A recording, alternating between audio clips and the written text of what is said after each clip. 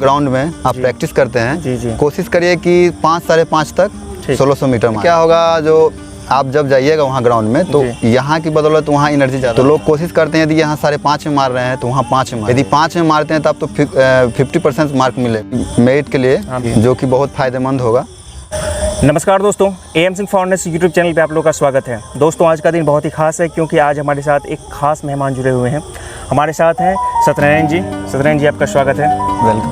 Thank you. Satyanarayan ji के बारे में बता दूं कि इन्होंने सबसे पहले बिहार पुलिस कांस्टेबल का एग्ज़ाम पास किया, वहाँ पे करीब 2.5 साल जॉब किया और फिर अपने लगन और मेहनत से उन्होंने बिहार एसआई मेंस भी क्वालिफाई किया और वर्तमान में ये बिहार दरोगा के पोस्ट पर बिहार सरकार के अंतर्गत कार्यरत हैं। तो इनके लिए बहुत बड़ी उपलब्धि है।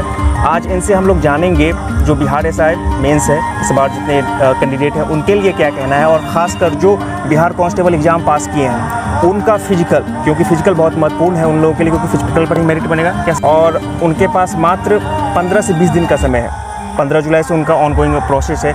तो इनके से सारा चीज़ हम लोग डिटेल में जानेंगे विस्तार से, तो वीडियो को शुरू से अंत तक देखिए। और बहुत बहुत स्वागत फिर से आपको। अब मैं आपसे ये पूछना चाहूँगा सबसे पहला, जो अभी बिहार के जितने कैंडिडेट हैं, बिहार कांस्टेबल के कैंडिडेट हैं, उनका एग्ज़ाम आपको पीईटी जो फिजिकल एलिजिबिलिटी टेस्ट है वो 15 जुलाई से शेड्यूल्ड है। समय बहुत कम है, मुश्किल 15 दिन का समय है।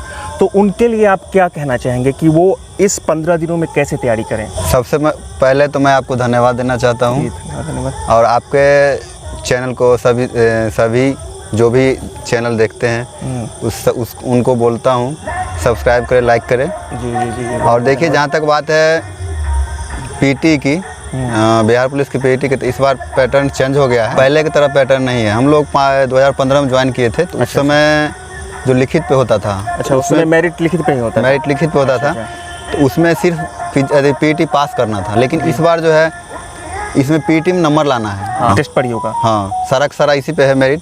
जी। तो इसके लिए सबसे पहले रनिंग जो है, रनिंग आपको सबसे पहले बेस्ट करना पड़ेगा। ठीक, रनिंग की बात है। रनिंग है, फिर आपको हो गया हाई जंप भी बेस्ट करना पड़ेगा। और उसके बाद है गोला फेंक जी। तीन है, मेन तीन है क्योंकि इसमें लॉन्ग जंप जो है छांट दिया गया है। लॉन्ग जंप फोकस करना होगा पहले तो दौड़ के लिए। दौड़ आप यदि अति फोकस करते हैं, आपका यहाँ जब ऑन ग्राउंड में आप प्रैक्टिस करते हैं, जी। कोशिश करिए कि 5 साढ़े 5 तक 1600 मीटर मारे। उससे लड़कों के लिए ठीक। उससे क्या होगा, जो आप जब जाइएगा वहाँ ग्राउंड में तो यहाँ की बदौलत वहाँ एनर्जी ज़्यादा होता है। तो लोग कोशिश करते हैं यदि यहाँ 5.5 में मार रहे हैं तो वहाँ 5 में मारिएगा। यदि 5 में मारते हैं तब तो 50% मार्क मिलेगा, जो वहाँ पे मेरिट के लिए, जो कि बहुत फ़ायदेमंद होगा। और रह गई हाई जंप का, तो हाई जंप भी वैसी है, 4 पे पास है। आपको 4 से ऊपर ही करना होगा, जब भी करेंगे 4 से ऊपर ही करेंगे, उसमें आपको मार्क्स जुड़ेगा। आप जितना बेहतर करिएगा आपके वहाँ पे स्कोरिंग में, जितना आप अच्छा करिएगा उस मेरिट के लिए आपका बेटर रहेगा और उसी पे मेरिट बनेगा। इसीलिए सबसे मेन जो है वो रनिंग है। मेन रनिंग है, वो आपको यहाँ पे सबसे बेस्ट करना पड़ेगा। आप रोज़ प्रैक्टिस करिए क्योंकि टाइम बहुत कम है। मेन चीज़ एक ये बात होती है, जो वहाँ जाने के बाद आदमी का हेजिटेशन आ जाता है, जैसे कि अंदर से होता है कि जब मतलब अब हम नहीं कर पाएंगे। लास्ट में ये पॉइंट जो बहुत वहाँ पे वीक करता है, प्रेशर आ जाता है, जिसके कारण जो है वहाँ पे कुछ लोग राउंड भूल जाते हैं, कुछ लोग भूल जाते हैं, पहले चले जाते हैं। अच्छा। तो ये चीज़ पे आपको ध्यान देना है। और ये चीज़ आपको एनी टाइम शुरू से लेकर लास्ट रनिंग स्टार्ट किए तब से आपको, जब तक इन कर गए तब तक आपको ये चीज़ ध्यान में रखना है। और एक चीज़ दिमाग में बैठा लीजिए, जो ये हम रनिंग कर रहे हैं मात्र ज़िंदगी का हम 6 मिनट दे रहे हैं। जी। लाइफ का सिर्फ 6 मिनट दे रहे हैं। जी। तो वो 6 मिनट हम सबसे बेस्ट दें। जी। क्योंकि ये 6 मिनट में आपकी नौकरी पक्की है। जी। बहुत खूब बात, बहुत ही बड़ी बात ये बोल रहे हैं कि आपको अपना बेस्ट देना है और ये मान के चलना है कि ये लाइफ का सबसे इम्पोर्टेंट चीज़ है। इसमें जितना आपके पास है सब कुछ वहाँ पे बस दे दीजिए। ये चीज़ समझ लीजिए, जो मात्र 6 मिनट में हम जिए या मरे 6 मिनट में हमको दौड़ के क्वालिफाई कर जाना है। इसी से एक बात याद आई मुझे कि वहाँ पे जब आप दौड़ते रहते हैं बीच में कभी कभी आपका एक तरह से ये डिमोटिवेट हो जाते हैं, मन करता है कि बीच में ही आप छोड़ दें, रुक जाएं। ऐसा होगा जब आप ऑन ग्राउंड जाइएगा तो कई बार आपको आएगा कि जब आप 2 राउंड या 3 राउंड कंप्लीट कीजिएगा तो चौथा राउंड आप नहीं कर पाइएगा, 5वां राउंड में लगेगा कि आप छोड़ देते हैं। तो उसके लिहाज से इन्होंने कहा कि नहीं, जब आपको लगे कि आप का दम कम हो रहा है या आपका हौसला कम हो रहा है, उस वक्त आपको फिर से जोश के साथ आगे चलना है, निश्चित रूप से आप सफलता पाइएगा। 15 दिन अब बचे हैं, ठीक है ना, 15 दिन। तो 15 दिन में जो बिल्कुल फ्रेशर हैं बोलते हैं कि मैं पहली बार ट्राई कर रहा हूँ और उनसे हो ही नहीं रहा है, तो उनके लिए आप क्या कहना चाहेंगे इन 15 से 20 दिनों में? देखिए सर, जो अभी तो टाइम कम है, जी जी जी, तो आप 15 दिन में एक दौड़ का जो लेवल होता है ना, वो आप कम समय में पूरा नहीं कर सकते, नहीं कर पाते हम। वो रेगुलर का चीज़ है और रेगुलर करने से ज़्यादा बेटर होता है। तो इसलिए यदि कम समय है तो आप उसके लिए है उपाय जो आप वो कर सकते हैं। जैसे कि 15 दिन बचा है तो एक टारगेट बना लीजिए। जी जी। उस हिसाब से आप, जैसे 1600 मीटर दौड़ है जी, आप यदि 2 किलोमीटर दौड़िए। अच्छा, 1600 मीटर 2 किलोमीटर 2 किलोमीटर रोज दौड़िए। और आपको उसमें क्या करना है, जो स्टेप होता है जी, पहला नंबर आप स्टेप लंबा लीजिएगा। जी जी, स्टेप लंबा लेना है और एक वे में दौड़ना है। उससे क्या होगा, आप अंदर से स्टेमिना आ जाएगा। लगभग 5 से 7 दिन ऐसे करके दौड़िए, ठीक। और उसके साथ में दौड़ के बाद जब 2 किलोमीटर पूरा होता है जी, तो 100 मीटर का जो है स्प्रिंट मारिए, यानी कि अच्छा, हाँ, फिनिशिंग जो है, फिनिशिंग जो है, ठीक।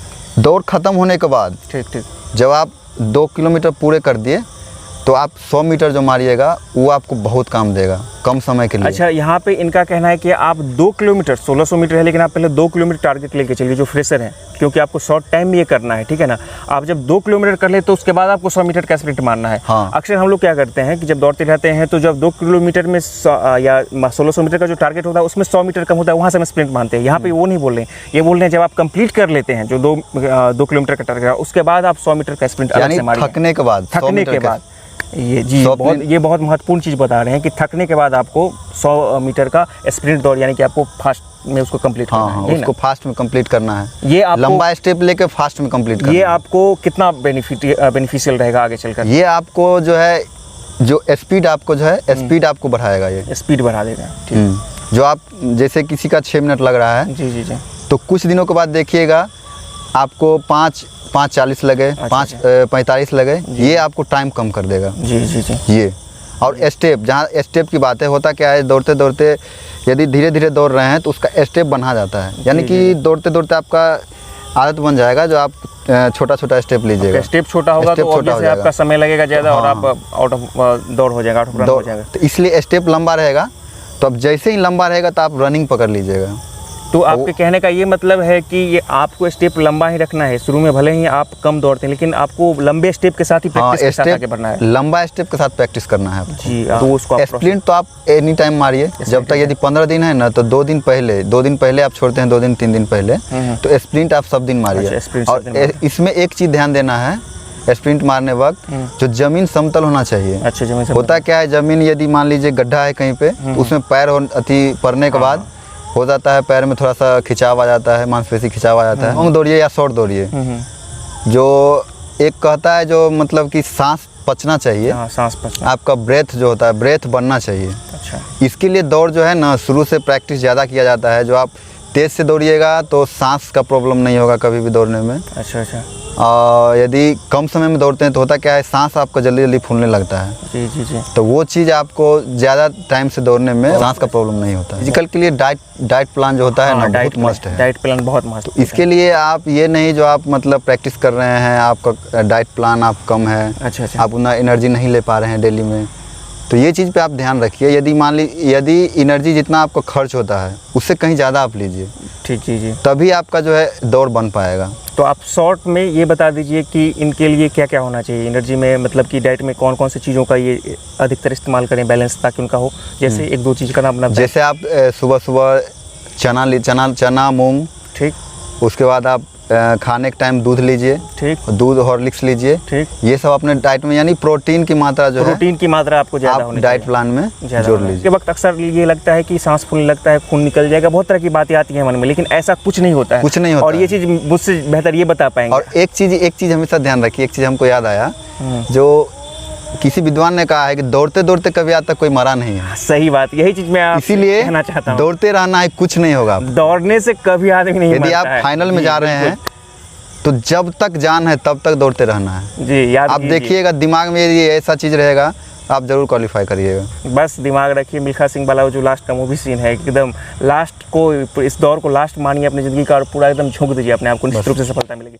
अभी जितने भी कैंडिडेट हैं जिनको दिक्कत हो रहा है, जिनका है कंप्लीट दौर, उनके लिए तो कोई बात ही नहीं, जिनको दिक्कत हो रहा है खासकर जो नए हैं उनके लिए सत्यनारायण जी ने जो टिप्स बताए हैं, वीडियो को 2 बार 3 बार आप पॉज करके उन चीज़ को जरूर लिख लीजिए और उस चीज़ को आप फॉलो कीजिए, बहुत फ़ायदा होगा। मैं जरा सा बात कर लेता हूँ बिहार SI मेंस की एग्ज़ाम की। सत्यनारायण जी, आपके जो बैच के जितने भी कैंडिडेट थे उस वक्त भी करीब 23 लोगों का हुआ था और फिजिकल तक 16 लोग गए थे, लेकिन आप लकी थे और ये कह सकते हैं कि आपने मेहनत इतना किया कि आप सिंगल थे उस पूरे ग्रुप से। ऐसे ही बहुत से बच्चे थे, उनको फिर से दोबारा चांस मिला है यहाँ पे इस क्वालिफाई करने का, और अगस्त में मोस्ट प्रोबेबल है आपका मेंस एग्ज़ाम, ऐसा है। उनके लिए चंद शब्दों में कुछ कहना चाहें, क्योंकि अभी तो पहले उनको रिटन से जाना होगा, फिर उनका फिजिकल आएगा, तो फिजिकल पर बाद में हम लोग बात करेंगे। उनके लिए क्या कहना चाहेंगे अभी? देखिए, अभी जो मेंस होने वाला है दरोगा का जी, तो ये मेंस बहुत इम्पोर्टेंट रखने वाला है, क्योंकि फिजिकल जो है दौड़ उसका टाइमिंग 6 मिनट 30 सेकंड हो गया। 30 सेकंड बढ़ा दिया। तो आप लगभग 6 मिनट 30 सेकंड के अंदर लगभग 60-70% लोग दौड़ के आ सकते हैं। अच्छा, तो मेरिट बनेगा, फिर इसके मार्क्स भी बनेगा रिटर्न पे। अच्छा, रिटर्न का जो कट ऑफ लेवल होगा वो बहुत हाई जाएगा, क्योंकि इसमें रिजल्ट हो बहुत लोग का होगा। जी जी जी, जो तैयारी करने वाले हैं उनका रिजल्ट होगा। अब पहले क्या होता था, रिजल्ट होता था लेकिन वो फिजिकल में जाके छट जाते थे, लेकिन इस बार क्या होगा, जिनका रिजल्ट होगा उनका फिजिकल भी होगा, क्योंकि टाइमिंग ज़्यादा कर दिया गया है। इसलिए आप मेंस पे जो है ज़्यादा फोकस करें और मेंस का जो है तैयारी जम के करिए। अभी टाइम है, लॉकडाउन है, ये बेनिफिट मिलने वाला है आप लोगों को, नहीं तो एग्ज़ाम पहले हो जाता तो आपको कम टाइम मिलता। इसका आप फ़ायदा उठाइए और जम के तैयारी करिए, देखिएगा सफलता आपको आपके कदम चूमेगी।